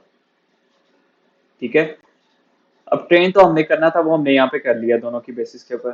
ठीक है, अब टेस्टिंग के अंदर जो एक्स टेस्ट की रिस्पेक्टिव जो वाई टेस्ट की वैल्यू पड़ी हुई है और जो हमारे मॉडल ने ट्रेन किया ना, जो हमारे मॉडल ने प्रिडिक्ट किया, उसकी बेसिस के ऊपर हम कैलकुलेट करेंगे कि यार हमारा मॉडल कितना एक्यूरेट है, एक्सपेक्टेड वैल्यू क्या आनी चाहिए थी और क्या आई है हमारे पास, उसकी बेसिस के ऊपर हम जज करेंगे। ठीक है, कि हमारा मॉडल कितना प्रिडिक्ट सही करके दे रहा है हमें।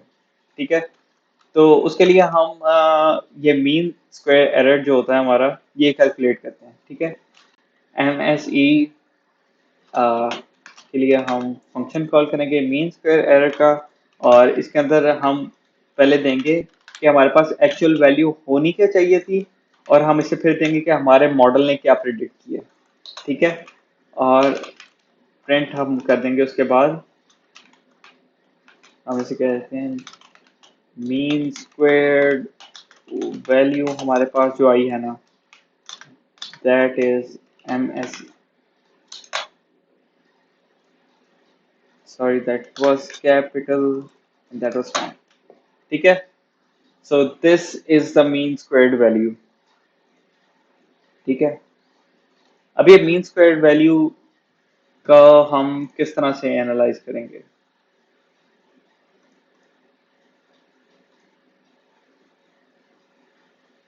हम्म। मीन स्क्वायर वैल्यू हमें हमारे हर डेटा सेट के हिसाब से हमें डिफरेंट वैल्यू देती है। ठीक है।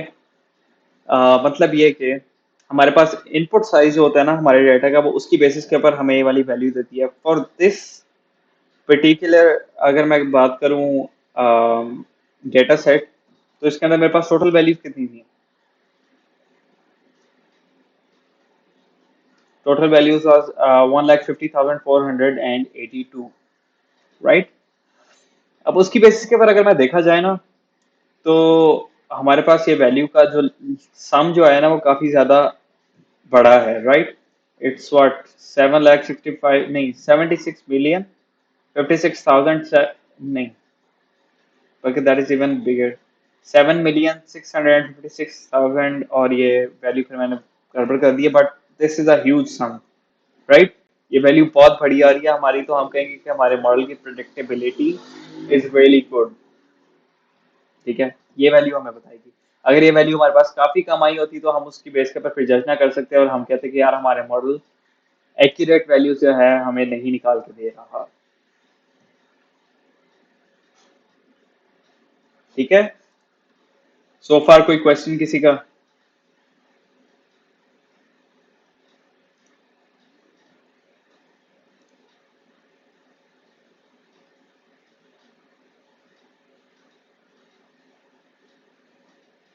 किसी और का कोई क्वेश्चन वगैरह इससे रिलेटेड? ओके। तो ये हमने अपने मॉडल को ट्रेन कर लिया और हमने एंड के ऊपर वैल्यूज भी कैलकुलेट कर ली हैं। ठीक है। तो ये वाला काम मैंने आपको बता दिया कि आपने किस तरह से करना है। अब ये तो आपको मैंने डेटा सेट के ऊपर इस तरह से करवाया था ताकि आप लोगों को आइडिया हो जाए कि स्टेप्स कौन कौन से इंक्लूड होते हैं। ठीक है। डेटा विजुअलाइजेशन भी अब आप कर सकते हो। ठीक है।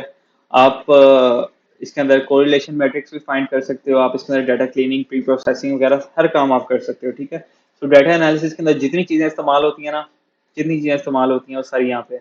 अब हम इन सारों को इम्प्लीमेंट करेंगे एक रियल लाइफ के केस स्टडी के अंदर। ठीक है। बहुत जल्दी जल्दी करूंगा मैं, और आपको मैं इम्प्लीमेंट करके दिखाऊंगा कि ये चीजें किस तरह से एक रियल प्रॉब्लम के अंदर काउंट होंगी। ठीक है। इट इज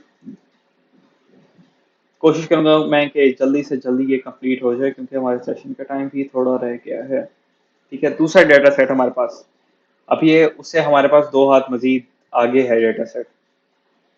इसके आपको साइज से अंदाजा हो गया होगा, लेकिन अगर मैं इसे ओपन विद एक्सेल करूं,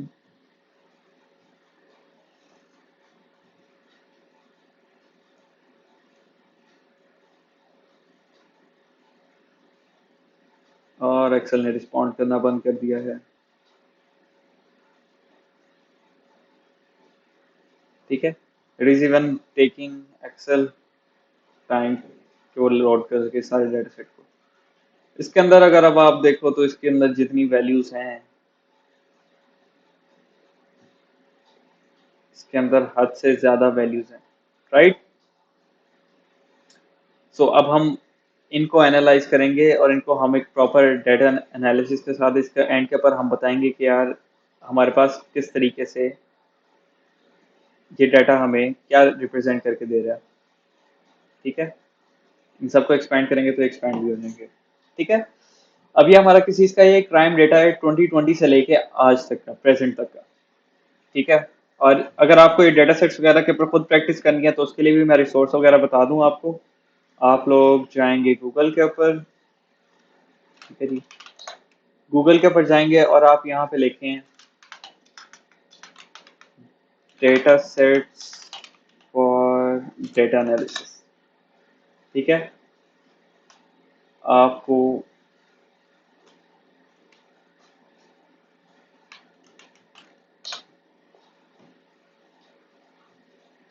यहाँ पे आपको कई वेबसाइट्स मिल जाएंगी यहाँ पे,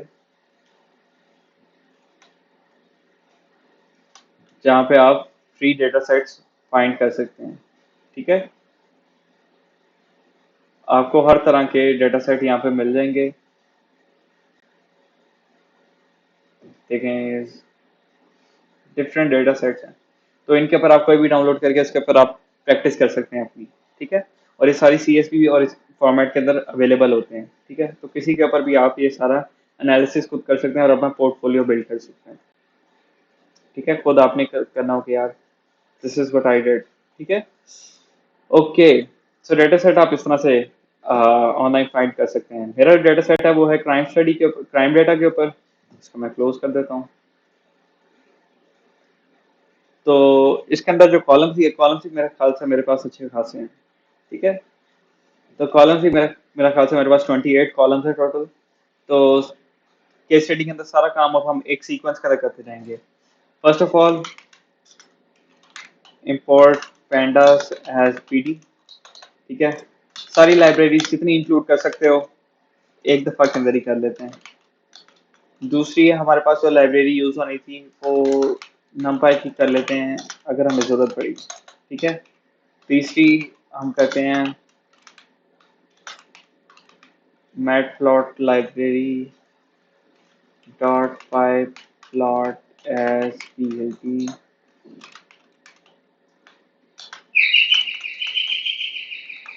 सी बॉर्न एज एसएनएस। ठीक है जी, और उसके अलावा हमने मीन स्क्वायर वैल्यू भी हमने कैलकुलेट करनी है। तो ये वाली वैल्यूज हैं, इनको भी हम यहाँ पे इंपोर्ट कर देते हैं।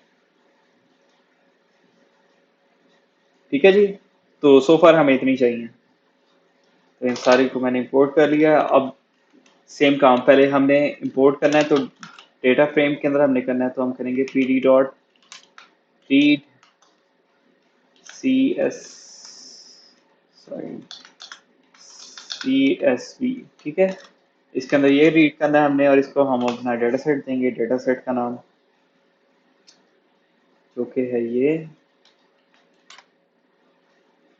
इसको इनपुट में दिया हमने। डेटा रीड हो गया। ठीक है, ये कुछ मेमोरी का एरर है क्योंकि उसके अंदर काफी ज्यादा लाइन है, तो इस वजह से ये उस चीज का एरर दे रहा है। ठीक है जी, अब मैं करूंगा ना df डॉट हेड करूंगा मैं। तो this is going to take some time क्योंकि इसके अंदर डेटा सेट आपका बहुत बड़ा है। ठीक है, तो ये सारा उसने मुझे आउटपुट में करके दे दिया है। ठीक है, so this is 28 columns. Yes, हमारे पास टोटल 28 कॉलम्स है। ठीक है, अगर मैं df डॉट इन्फो करूँ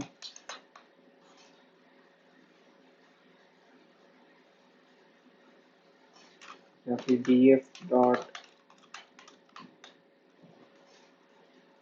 सो हमारे पास इतनी एंट्रीज हैं क्योंकि इसने कैप्चर ही सिर्फ इतनी की हैं, बाकी एंट्रीज इसने डिस्कार्ड कर दी हैं क्योंकि हमारे पास वो कम थी। But you can look up for solutions online. इसके अंदर ये देखें, इस सारे को अगर आप सर्च करेंगे तो आपको पता लग जाएगा कि आपने किस सारा का सारा डेटा सेट किस तरह से इंपोर्ट करना है।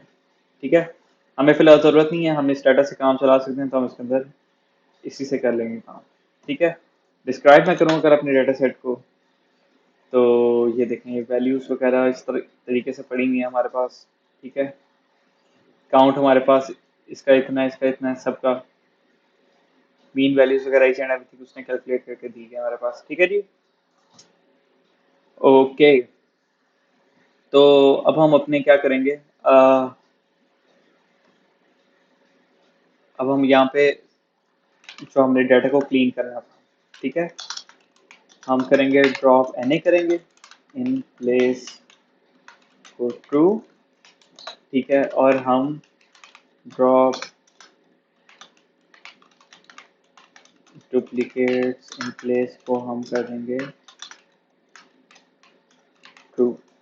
ठीक है जी, अब हमने अपने नल और डुप्लीकेट वैल्यूज को भी ड्रॉप कर दिया है। अब हम क्या करेंगे, हम डमीज लेंगे। ठीक है, डमीज क्या, हमें जरूरत क्या पड़ी है डमीज की। अब लेट से मैं कहता हूँ यार कि मुझे इसके अंदर ना आप एक चीज कैलकुलेट करके दो। डमीज के अंदर आप एक चीज कैलकुलेट करके दो मुझे कि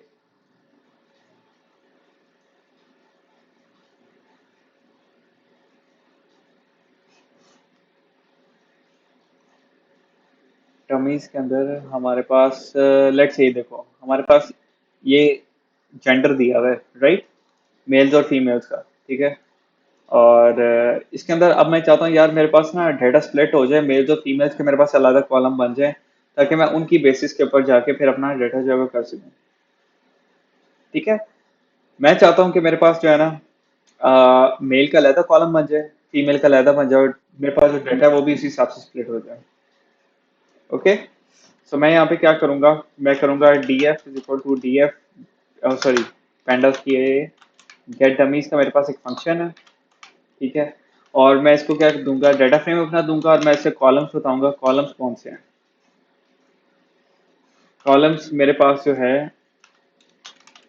वो एक ये कॉलम का नेम है, और सेकेंडली मेरे पास जो है वो कौन सा करूंगा, लेट्स से ये वाला कॉलम है जिसकी मेरे पास सिंगुलर वैल्यूज हैं और जिनकी वैल्यूज मेरे पास बार बार रिपीट हो रही हैं, तो ये वाला कॉलम मेरे पास दूसरा है, ठीक है। तो इन दोनों कॉलम्स को मैं चाहता हूं कि मैं अपने साथ इनकी डमीज क्रिएट करूं, ठीक है जी। डमीज क्रिएट कर लिए हैं, अब डी एफ डॉट इन्फो मैं करता हूँ।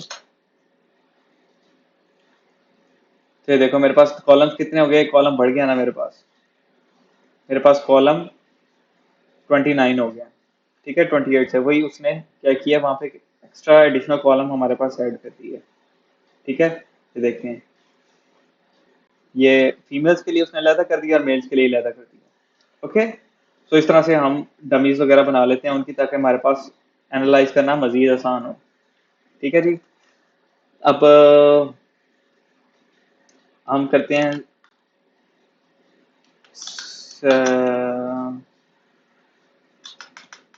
डिस्क्राइब करके देखते हैं हम इसे, ठीक है। डिस्क्राइब करके हमें पता लग गया स्टैट्स वगैरह इसके, हम इनको एनालाइज करके हम देख सकते हैं कि यार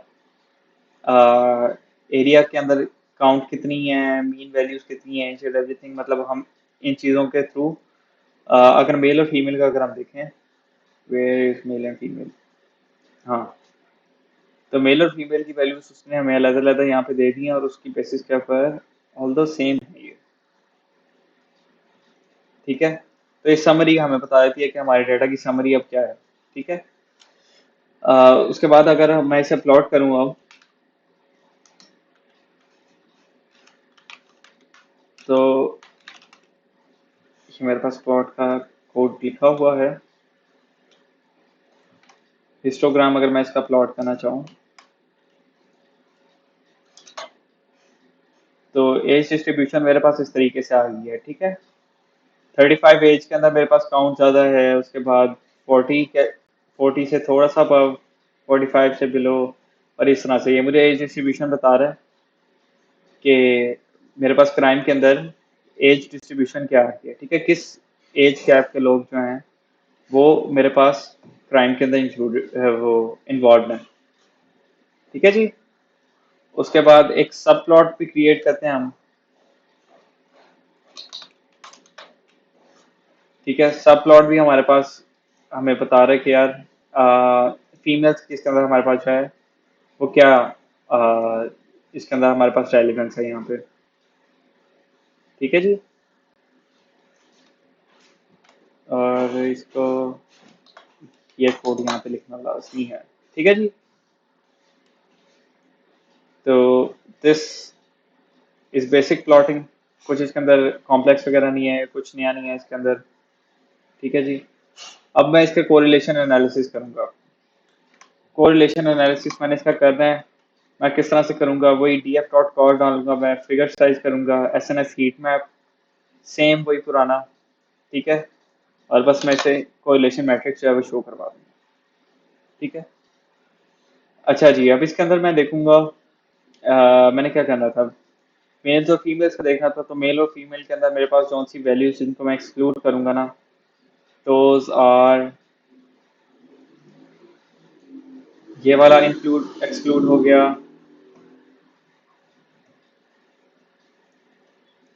और इसके साथ साथ मैं हेल्प के लिए एक काम करता हूँ, मैं इसके साथ एक और पेयर प्लॉट भी बना देता हूँ, मतलब कि अगर मैं इन वैल्यूज का देखना चाहूँ,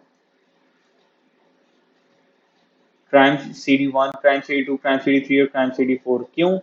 क्योंकि इनकी अगर आप जाके वैल्यू देखोगे कहाँ पे कोलाइड हो रही है इनके साथ, तो ये देखो इनकी वैल्यू जो है वो कंपैरेटिवली जो है वो फेयर रेंज के अंदर है हमारे पास, ठीक है। They are not lying on either side. ये देखो इन दोनों वैल्यूज 0.07, 0.26, ओके।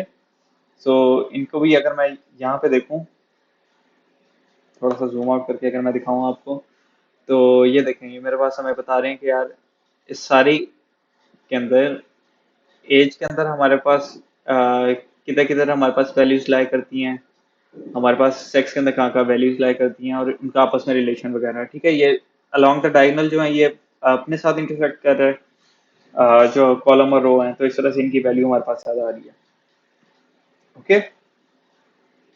सो ये हमारे पास एनालिसिस करने के एक दो तरीके हैं, ठीक है, जिससे आप प्लॉट करोगे। सेकेंडली अब मैं इससे मजीद नीचे जाता हूँ और मैं अब कहता हूँ कि यार लीनियर रिग्रेशन के ऊपर मैंने अपने इस मॉडल को ट्रेन करना है, ठीक है। तो लीनियर रिग्रेशन के ऊपर अगर मैंने ट्रेन करना है, तो मैं सेम वही कोड यहाँ पे कॉपी पेस्ट ही करूँगा, ठीक है। ऊपर मैंने लाइब्रेरीज वगैरह इंक्लूड कर ली थी, तो मैं अब करूँगा स्प्लिट करूँगा। डाटा फ्रेम मैंने कौन सा रखना था, एक तो या एज का रखना था, विक्टिम एज, ठीक है जी। और उसके बाद सेक्स एफ है अंडरस्कोर, और उसके अलावा मेरे पास विक्टिम सेक्स मेल, ठीक है जी। और ये चूंकि आपको मैंने ऊपर भी, ये मेरे से मिस्टेक हुई थी, इसको आपने 2D लिस्ट के अंदर करना है, ओके। और एक्स को हम हमेशा कैपिटल रखते हैं और वाई को हम कोशिश करते हैं अपने पास स्मॉल रखें, ठीक है। और हमारे पास अ, किसकी बेसिस के ऊपर हमने टारगेट किसे करना है, हमने लेट से क्राइम सी डी वन को हमने टारगेट करना है, ठीक है। ये हमारा टारगेट कॉलम है, हमने देखना है कि कौन से क्राइम सी डी के अंदर हमारे पास जो है फीमेल कितने विक्टिम्स हैं और मेल विक्टिम्स कितने हैं हमारे, ठीक है। तो हम सीधा सीधा करेंगे, डीएफ करेंगे, उसके बाद हम यहाँ पे CRMCD1 करेंगे, ठीक है। इसको अगर मैं रन करूँ, what is this saying, what is this saying, not in index, how is it not in index,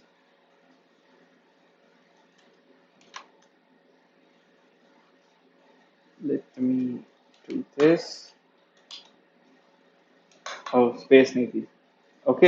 x और वाई के अंदर डिस्ट्रीब्यूट हो गया। अब हमने वही काम करना है, एक्स ट्रेन और वाई ट्रेन के अंदर हमने स्प्लिट करना है डाटा को, X train, X test, Y train and Y test, ठीक है जी। और इसको हमने क्या करना है, ट्रेन टेस्ट स्प्लिट के अंदर हमने करना है। और हम क्या देंगे इसको, एक्स और वाई देंगे, और हम इसे टेस्ट साइज बताएंगे, जो कि मैंने पहले ही बताया था, हम 0.2 रखते होते हैं यूजुअली। और हम इसे random state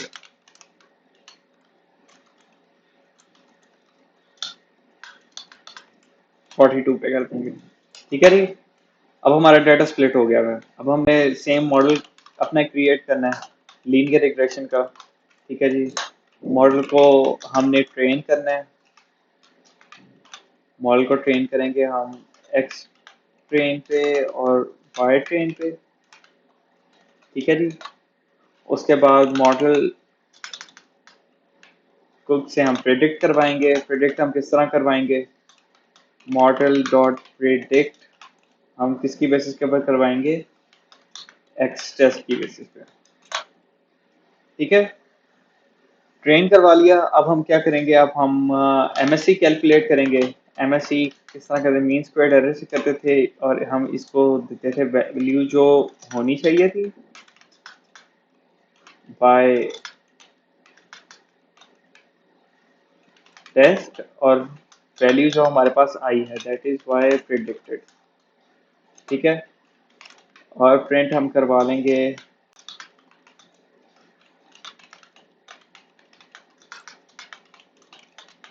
mean squared value हमारे पास क्या है जी, एमएससी।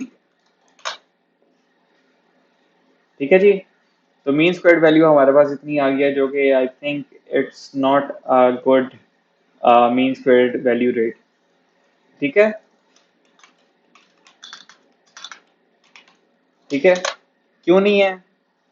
ये इस वजह से नहीं है क्योंकि आप अगर अपना डाटा सेट देखो तो कितना साइज है उसका, और उस हिसाब से कंपैरेटिवली बहुत कम वैल्यू दे रहा है, मतलब कि आपके डाटा की प्रिडिक्टेबिलिटी जो है वो इतनी अच्छी नहीं है। ठीक है, so you can not rely on this data for मतलब कि वेरी एक्यूरेट रिजल्ट। ठीक है जी, रिजल्ट्स वगैरह अगर मैं प्रिंट करना चाहूँ तो मैं कह देता हूँ प्रिंट मॉडल रिजल्ट्स मेरे कुछ ऐसे हैं कि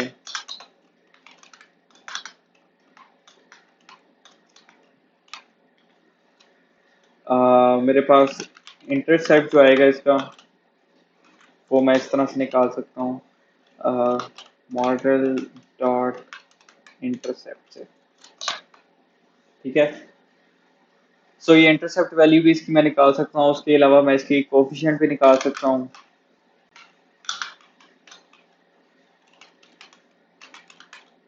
कोफिशिएंट वैल्यू मेरे पास क्या आई है, दैट इज मॉडल डॉट को एफ।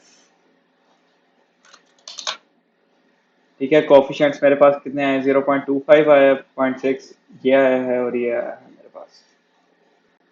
ठीक है जी, तो दिस वाज ऑल। अगर मैं कहना चाहूँ कि रिजल्ट्स अगर मैं वैसे प्रिंट करूँ तो मैं क्या, इसका ये जीरो के ऊपर हमने किसको ट्रेन किया हुआ है, ये है हमारा ये फीमेल का है, ये मेल का है, राइट। और ये हमें बता रहा है कि हर साल कितना क्राइम जो है वो बढ़ता है। ठीक है, the first one was female, the second one is male, और ये हमें बता रहा है कि कितना total crime per year increment हमारे पास होता है। ठीक है जी, सो ये हमारे पास कोफिशिएंट जो होते हैं हमारे पास ये प्रेडिक्ट करके देगा।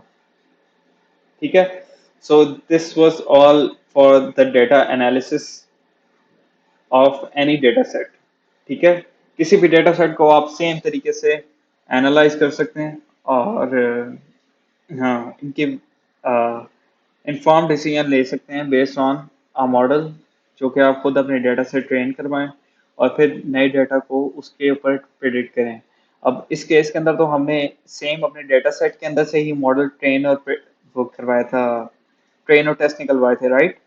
अगर आप देखें यहाँ पे हमने सेम डेटा सेट के अंदर से ही ट्रेनिंग और टेस्टिंग मॉडल्स निकाले थे, राइट।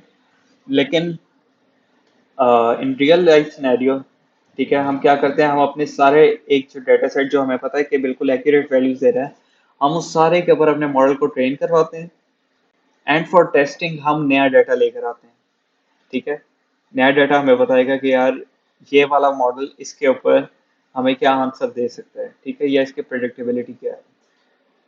ठीक है, so this was all for data science in Python. आपको इससे काफ़ी हद तक बेसिक्स वगैरह क्लियर होते होंगे।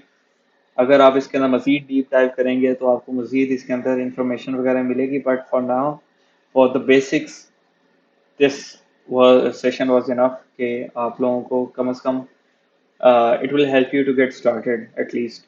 ठीक है, आप एक्सप्लोर करेंगे इसके अंदर, तो data science is one of the leading fields in computer industry right now. ठीक है, in software industry right now.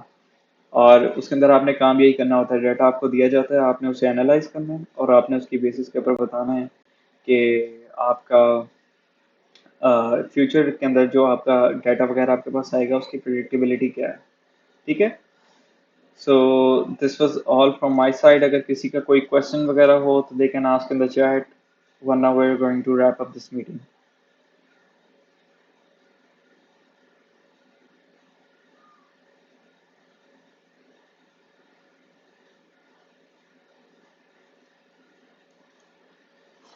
सो किसी का क्वेश्चन वगैरह हो तो they can ask in the chat.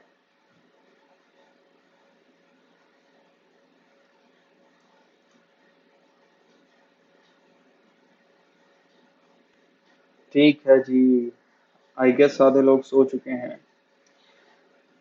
तो जी this was all for this session. I hope आप लोगों ने कुछ नया सीखा होगा और कुछ नया सीखने के लिए आपको मोटिवेशन भी मिली होगी। And this was all from my side. इंशाल्लाह अगले सेशन के अंदर आपसे मज़ीद मुलाकात होगी, जो कि हमारा आखिरी सेशन है। अगले सेशन के अंदर लाजमी आइएगा, क्योंकि उसके अंदर हमारा गिव अवे है ऑफ 2 फ्री लिंक्डइन प्रीमियम्स, जिनकी 1 ईयर की सब्सक्रिप्शन मिलेगी आपको। और हमारा एक नेक्स्ट सेशन के अंदर क्विज भी होगा, जिसके अंदर हम अपने सारे जो सेशन हमने सीरीज कंडक्ट की हैं उसके अंदर हमने जो आउटकम हमें मिला है लर्निंग, उसको हमारा एक फीडबैक मिलेगा कि हमारा ये सेशन कितना कामयाब रहा है। और इन फ्यूचर हम जितने भी सेशंस वगैरह करवाएंगे उसके लिए हमें क्या क्या चीज़ों के अंदर इम्प्रूवमेंट की ज़रूरत है। सो नेक्स्ट हमारा सेशन है इंशाल्लाह 14 अक्टूबर, सैटरडे, 8 PM शार्प। तो बस लाजमी आइएगा। And this was all from my side. अपना ख्याल रखिएगा। इंशाल्लाह फिर मुलाकात होती है। अल्लाह हाफिज़।